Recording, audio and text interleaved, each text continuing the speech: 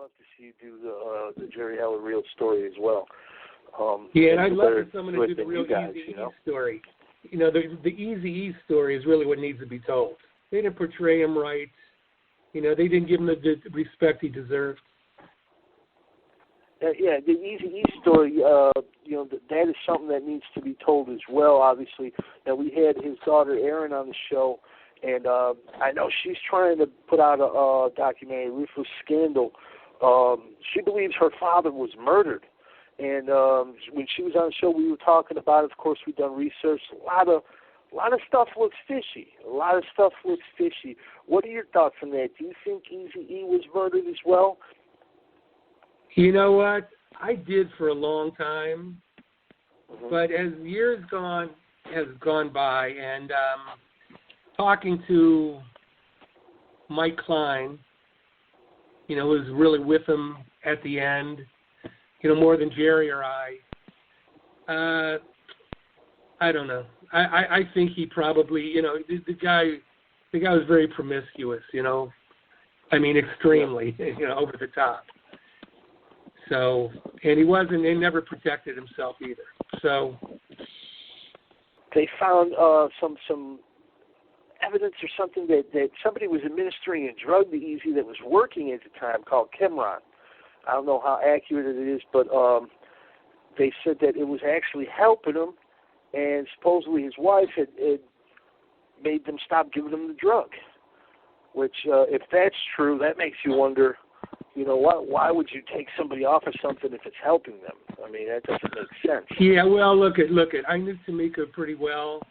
You know, I moved them into a couple houses, and I don't think he would have ever married her in a million years. And Eazy, he had just married her. I mean, wasn't he in a coma when he married her? Yeah, exactly. Yeah, he was in a coma. He married her on his deathbed, and then they pulled the plug the next day. Mm. He signed everything over to her. Yeah. So, you know, that's a little shady, huh? Very shady, very shady. You know, the kids want to know what happened, and you know, they deserve to. Yeah, well, none of the kids were treated right. You know, they were all treated, you know, terrible. Yeah. You know, that's what really made Jerry crazy and me crazy. You know, Tamika just took over, and once he went in the hospital, you know, I tried to go up and see him, but you know, his bodyguards, the twins, Jake and John, you know, I called them up and said I need to go see him just to say goodbye. He said, "No, man, you know, this place is it's locked down. You know, the Nation of Islam had all their security guys up there. They weren't letting anybody, especially me or Jerry, up to see him." Wow. And it killed, you know, it crushed Jerry. It crushed Jerry, and then the movie killed Jerry, basically.